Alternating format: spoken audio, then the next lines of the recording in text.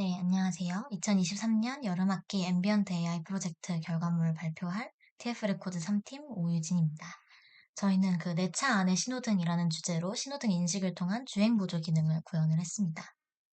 그럼 발표는 우선 저희 팀이 주제 선정 단계에서 했던 고민들과 주제를 좁혀나간 과정, 특히 완성차 업체들이 비슷한 시스템을 많이 내놓고 있는데 굳이 우리 솔루션이 필요한 이유에 대해서 좀 검토를 한 다음에 사용된 데이터셋과 모델 개발하고 학습이랑 프로젝트 완성 과정에서의 시행착오 좀 소개드린 다음 결과물을 시연하면서 마무리하고자 합니다. 우선 저희 팀이 주제를 정함에 있어서 가장 주의를 기울인 점이 있습니다. 첫째로, 단순히 정해진 모델을 돌려보고 그치는 게 아니라 실질적으로 사용자 니즈가 존재하는 틈을 찾아서 정말 실존하는 문제를 해결하자는 것이었고요. 둘째로, 단순히 모바일 앱 같은 것으로 구현할 수 있는 주제보다는 저희 수업이 코랄보드나 IoT에 관한 내용들을 많이 포괄하고 있었으니까 저희가 배운 내용에 따라서 정말로 요구되는 주제를 선정하자는 것이었습니다. 그래서 이러한 기준 하에 거의 20여 개의 제안들이 많이 나왔었는데 그중에서 내 차 안의 신호등이라는 주제를 선정하였습니다. 해당 주제에서 저희 팀은 국내 도로 신호등을 인식해서 신호가 바뀌었을 때 운전자에게 시각적 알림을 줄 수 있는 시스템을 구현을 했습니다. 그래서 신호 앞에 정차 있을 때 빨간불이 초록불로 바뀌는 경우와 주행 중 원거리의 초록불이 빨간불로 바뀌는 경우, 얘네를 감지를 해서 차량 내 미니 신호등에 그 사실을 전달해주는 방식으로 동작하는 그런 제품을 만들었습니다. 물론 자율주행 보조 시스템이 이미 여러 완성차 업체 혹은 비전 기업들에서 중점적으로 풀고 있는 과제이고 어느 정도 진전이 있는 분야라는 사실을 저희도 인지를 하고 있습니다. 그래서 저희는 지금까지 나와 있는 자율주행 서비스들의 현황이나 빈틈을 조금 파악한 다음에 기존의 서비스들이 놓치고 있는 그런 부분을 채울 수 있는 세부 주제로 범위를 좀 좁히는 데 초점을 두었던 것 같습니다. 그래서 저희가 주제를 좁혀간 과정을 잠시 설명드리고 모델에 대한 이야기로 넘어가도록 하겠습니다. 우선 현재 그 자율주행이나 주행 보조 장치를 상품으로 제공하고 있는 완성차 기업이 2023년 1월 기준으로 뭐 테슬라, 현기차, GM, VW, 벤츠, BMW, 볼보, 스텔란티스 뭐 이런 데들이 있는 것 같은데 그 중에서 테슬라와 현대차 대표적인 자율주행 기능 제공자들의 기능을 좀 살펴보았습니다. 보시면 그 화면 상단에 1에서 6번이 테슬라 FSD가 제공하는 기능들이고요. 그 중에서 1에서 4번이 EAP가 시범적으로 제공하는 기능들입니다. 보시면 5번의 신호등 인식 자율주행과 6번 혼잡한 시내 자율주행이 국내 환경이나 뭐 규제 차이 때문에 제공되지 않고 있습니다. 그래서 이런 뭔가 제한점이 있다고 느꼈고, 아래 현대차 HDA와 HDP를 보시면, 어, 얘네는 국내 환경에 맞게 좀 트레이닝이 되어서 FSD에 비해서는 조금 더 성능이 특정 경우에 더 좋다고 나타나기는 하지만 여전히 뭔가 속도 제한도 있고 제한점이 많다고 느끼긴 하였습니다. 그래서 조금 더 현황을 알아볼 필요가 있다고 느껴져서 2023년 한 해 각종 카페나 자동차 커뮤니티 포함해서 인터넷에 올라온 자율주행 탑재 차량 시승기를 모두 살펴봤습니다. 실제 성능이 어떤지, 아직 어떤 불편함이 남아있는지 현황을 좀 살펴보았는데, 사진을 보시면 전반적으로 첫째, 앞차의 차선 변경 시 급가속하는 문제. 둘째, 앞차의 정차 시 급정차 따라서 하는 문제. 셋째, 차로 유지나 주행 라인 인식 과정에서 뭔가 매끄럽지 못한 문제. 그리고 넷째, 까다로운 작동 조건이나 사람 운전자에게 잦은 전환 요구로 유발되는 운전 피로감 등 이 여러 가지 문제로 지적이 되고 있습니다. 저희는 이 중에서도 여러 시승기가 공통적으로 지적하는 앞차가 없을 경우에 조향장치가 제대로 작동하지 않는 상황에 좀 주목을 했습니다. 슬라이드에 제가 강조 표시해둔 부분들을 좀 보시면 앞에 선행 차량이 있을 경우 해당 차량을 기준으로 안전적인 운행이 가능하지만 내 차가 맨 앞차일 경우 브레이크를 밟고 크루즈가 꺼지는 등의 상황이 발생하고 있습니다. 뭐 실제로 모델을 뜯어본 것이 아니라 확신하기는 어렵지만 아마 자율주행 기능이 앞차와의 간격을 적절하게 유지하고 앞차의 주행 상태를 신뢰성 높은 판단 지표로 두는 점에서 기인하는 문제가 아닐까 저희는 판단을 했습니다. 앞선 슬라이드에서 말씀드렸던 앞차의 차선이 변경될 때 급가속 아니면 앞차의 정차 시 급정가도, 즉 급정차도 뭐 앞차 간격을 기준으로 가속이나 정차를 판단하는 로직에 영향이 있으리라 생각했습니다. 그래서 저희는 모델의 판단을 앞차와의 관계에 앵커링을 하지 않고 사용자가 가장 앞에 있는 차량의 운전자일 경우에도 혹은 사용자가 뭐 시골길을 지나고 있어서 앞차 레퍼런스가 없는 경우에도 주행 보조가 꺼지지 않으며 도로 상황을 보고 독립적인 판단을 할 수 있는 모델 작성하고자 했습니다. 그래서 신호를 판단하는데 앞차가 출발하는지 정지하는지를 추정하는 게 아니라 실제로 신호를 확인해서 주행자가 맨 앞 차량일 경우에도 판단이 가능하도록 모델을 만들고자 했습니다. 자세한 모델에 대해서는 조금 뒤에 설명을 드리겠고, 일단 이런 여러 가지 자율주행 소프트웨어의 허술한 점들 혹은 작은 보안 점들이 있는데도 불구하고 이런 주행 보조 기능을 받기 위해서 생활 코딩을 한다거나 확장 코딩을 하는 등 사람들이 주행 보조 기능의 필요성에는 매우 공감하고 있는 모습을 보이고 있습니다. 그런데 이렇게 주행 보조 기능을 원하거나 체험해보고 싶은 사람들은 많은데 문제는 이러한 서비스들의 가격이 매우 높아서 앞서 말씀드린 한계점들을 감수하면서까지 써야 할까? 이런 의문이 존재한다는 것을 파악을 했습니다. 실제로 왼쪽에 보시면 테슬라 EAP는 3분기 452만 2천 원, FSD는 904만 3천 원에 제공이 되고 있고 연말 출고를 기대하는 우측의 현대차 HTP 옵션은 750만 원에 탑재가 가능한 것으로 나와 있더라고요. 근데 해당 옵션은 EV9 사륜구동 모델, 그 중에서도 8,781만 원부터 시작하는 최상위 트림인 GT 라인에서만 선택을 할 수 있기 때문에 결과적으로 전체 신차 가격은 최소 9,531만 원 시작해서 풀옵션 기준 1억 원을 훌쩍 초과하게 됩니다. 그래서 저희 팀은 국내 도로 상황에 적합하면서 고가 라인의 옵션 탑재 기능 차종을 구입하지 않고도 이미 보유하고 있는 차량에 일부 운행 보조 기능을 시험적으로 탑재할 수 있는 그런 보조 서비스가 있으면 어느 정도 밸류 애더이 있을 것이라고 판단을 했습니다. 네, 그래서 저희가 코랄보드를 이용해서 최종적으로 구현한 이 프로덕트는 화면에 데모에서 확인하실 수 있듯이 신호 변화를 인식을 해서 차량 내부 운전자에게 전달을 하고 나아가 추후에는 직접 자동차의 주행 상태를 변환할 수 있게 하는 것을 목표로 한 장치입니다. 자, 본 과제를 위해서 일단 저희가 학습에 활용한 데이터셋을 간단하게 보여드리려고 합니다. 저희가 사용한 이미지 데이터셋은 AI 허브에 2023년 개방된 자율주행차의 다양한 주행 환경에서의 신호등 신호정보 데이터로 총 10만 장의 운전석 차량 이미지로 구성되어 있습니다. 그래서 구성을 좀 더 살펴보시면 신호등의 종류가 보행자 신호등인 pedestrian signal과 저희가 주요하게 감시하고 싶은 교통 신호등인 vehicular signal 등으로 구분이 되어 있고 신호등의 크기와 거리가 각각 3단계로 나누어서 데이터가 수집되어 있습니다. 특히 저희가 가정하고 있는 상황인 정차 중 출발과 주행 중 정지 두 가지를 고려하면 전자는 거리가 가깝고 객체가 큰 데이터, 큰 신호등이 적합할 것이고 후자는 멀리에서 다가오는 거니까 원거리 소형 객체에서부터 근거리 대형 객체까지를 균형 있게 가지고 있어야 한다고 생각을 했습니다. 그래서 저희의 그 원거리 데이터, 근거리 데이터, 크기별 데이터가 모두 들어있는 본 데이터셋을 다른 다양한 주행 관련 데이터셋보다 우선시하여서 학습에 사용을 했습니다. 다음으로 저희가 데이터 선택하는데 중요하게 고려한 부분이 있는데 바로 우천, 야간 등 다양한 주행 상황에 대한 데이터를 충분히 보유하고 있어야 한다는 점이었습니다. 저희 데이터 구성을 보시면 강수 환경, 안개 및 적설 환경, 야간 환경 이렇게 시야가 가려지는 경우와 선행 차량이 가속, 감속, 정지, 이탈하는 경우를 적당히 포함하고 있다는 것을 확인하실 수 있습니다. 그래서 전반적으로 본 데이터가 야간이나 기상 악화처럼 여러 주행 환경에서 일반적으로 잘 작동해야 하는 자율주행 과제의 특징과 잘 맞아떨어진다고 판단해서 이 데이터셋 이용해 트레이닝을 진행하였습니다. 다만 본 데이터셋은 10만 장의 완전히 다른 이미지를 모은 게 아니라 몇 개의 주행 영상을 프레임별로 캡처해서 이미지로 변환한 것입니다. 다시 말해 10만 장의 완전히 개별적으로 수집된 데이터에 비해 베리에이션이 다소 부족할 수 있으리라 생각을 했습니다. 그래서 저희는 데이터셋 전체를 사용하는 대신 한 영상당 맨 앞 프레임, 가운데 프레임, 맨 뒤 프레임을 뽑아서 그 3,000개 이미지로 이루어진 하위 데이터셋을 구성하였습니다. 그리고 이 중 80%를 트레이닝 셋, 20%를 밸리데이션 셋으로 배정을 해서 훈련을 진행했습니다. 서론이 길었습니다. 이제 본격적으로 저희가 문제를 푸는 과정에서 어떤 방식으로 상황을 구획하고 접근했는지 간단히 설명을 드리겠습니다. 저희가 판단하기에 신호 변화가 발생하는 경우는 정지했다가 달려야 하는 경우와 달리다가 정지해야 하는 경우였습니다. 그래서 저희가 판단하기에 첫째로 사용자 차량이 최선 주행 차량으로 신호등 앞에 멈춰 있고 언제 출발해야 할지를 알고 싶은 경우와 둘째로 사용자 차량이 주행 중인 상태에서 멀리 있는 신호등에 점차 접근을 하다가 언제 정지해야 할지를 알고 싶은 경우 이렇게 두 가지 시나리오를 나누어서 풀어야 한다고 생각을 했습니다. 다만 두 상황 모두 가깝거나 멀리 있는 신호등을 디텍트를 해서 바운딩 박스를 치고 그 바운딩 박스가 정지해 있든 움직이든 트래킹을 해가지고 그 안에 켜진 불의 색깔을 판단해 아웃풋으로 주어야 한다는 그 사실 자체는 동일합니다.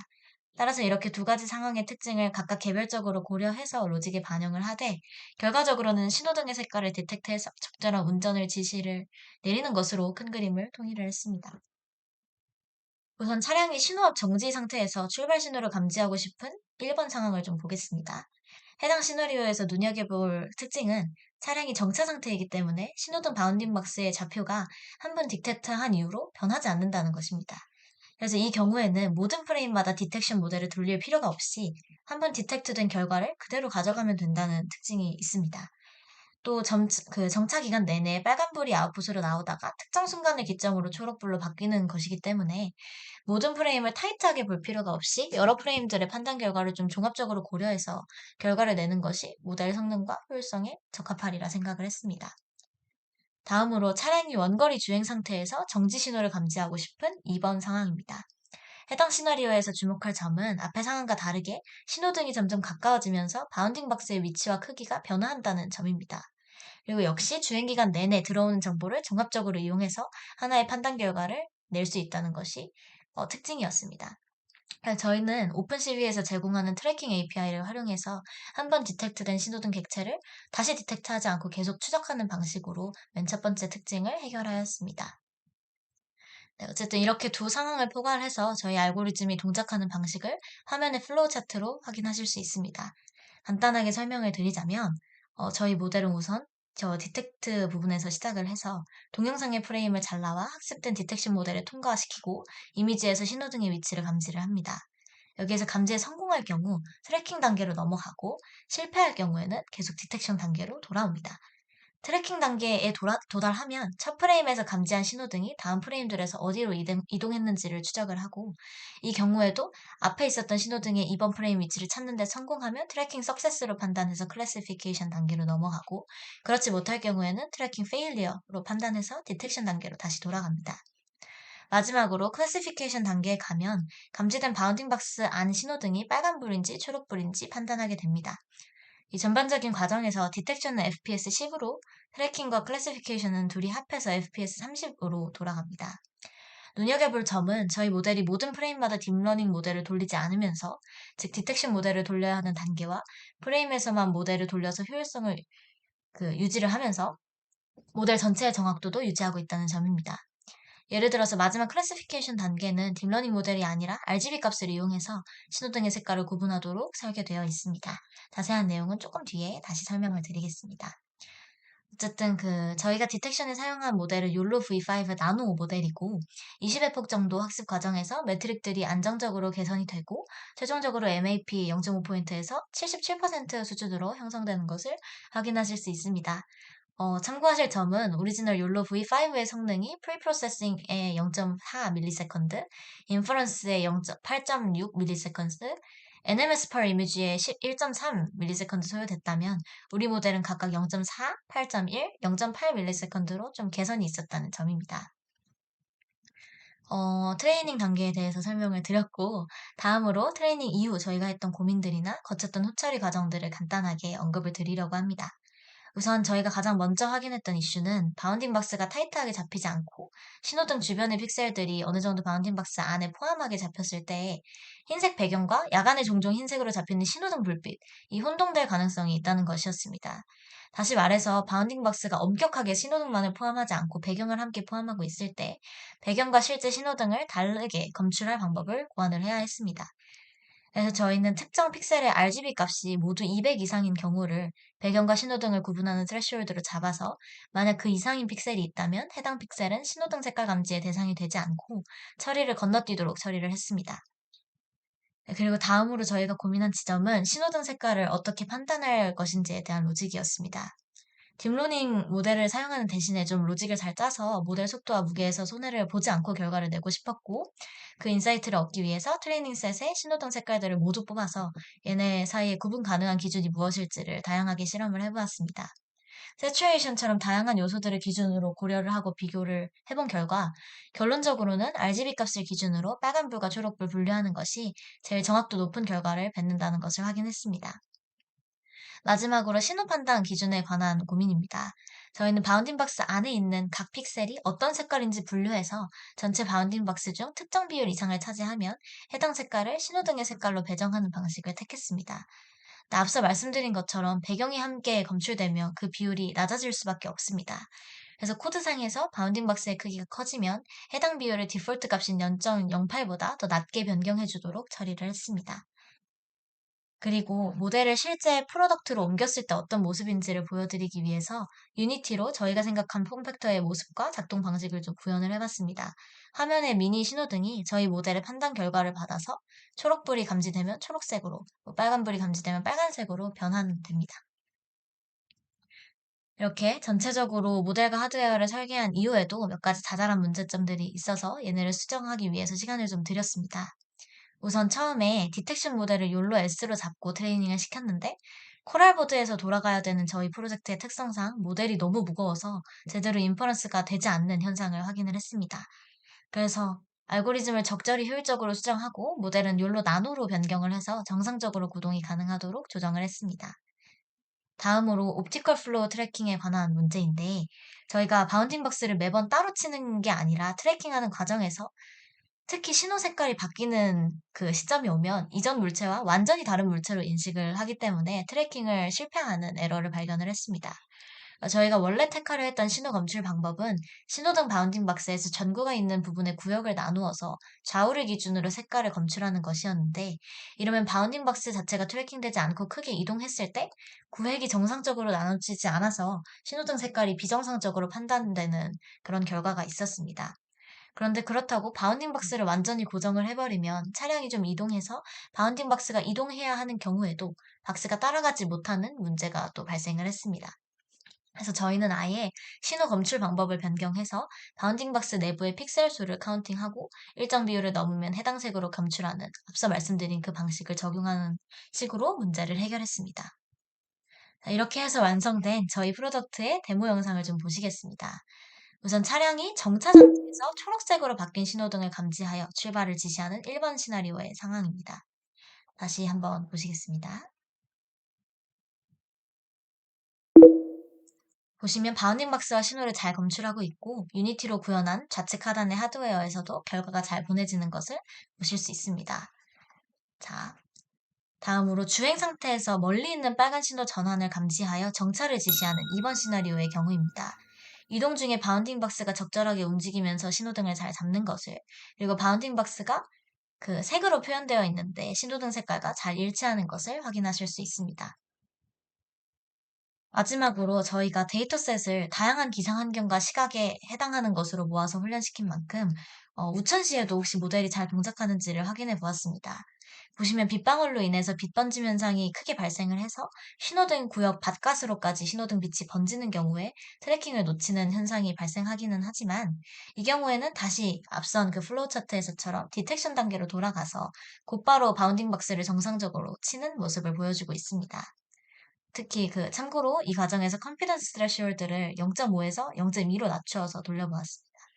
영상에서 확인할 수 있듯이 우천시에도 모델이 생각보다 괜찮은 감지 능력을 보여주고 있고 에러가 났을 경우에도 빠르게 수정하는 모습을 확인하실 수 있습니다. 저희가 전반적으로 차량에 탑재할 수 있을 정도로 준수한 성능을 보인다고 판단을 했습니다. 네, 여기까지 저희 프로젝트의 결과물을 간단하게 보여드렸고요.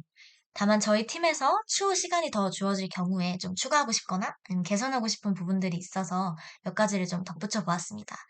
우선 신호가 변경되었을 때 사용자에게 신호등을 이용한 시각 자극 대신에 운전 중이거나 딴짓을 하고 있을 때에도 잘 들릴 수 있도록 소리 알림을 주는 것을 고려를 해서 앞선 데모 영상에 띵 소리로 표시를 해주었고요. 신호등 신호 검출 방식을 조금 더 세분화해서 좌회전 신호도 함께 판단해주는 그런 기능을 추가하자는 이야기도 나왔습니다. 그리고 보행자나 차선 등 기타 요소들을 더해가지고 모델이 좀 더 일반적인 상황에서 주행 보조 기능을 수행하도록 발전시켜보고 싶다는 생각이 들었고, 마지막으로 실제로 차량에 코랄보드를 설치할 경우에 발열 문제나 다양한 그 예상치 못한 문제들이 있을 것 같아서 그런 하드웨어 단의 문제들에 대해서도 좀 추가로 처리를 해보고 싶다는 이야기를 팀원들끼리 했던 것 같습니다. 네, 여기까지 저희 팀 결과 보고를 마치겠고요. 긴 발표를 들어주셔서 감사합니다.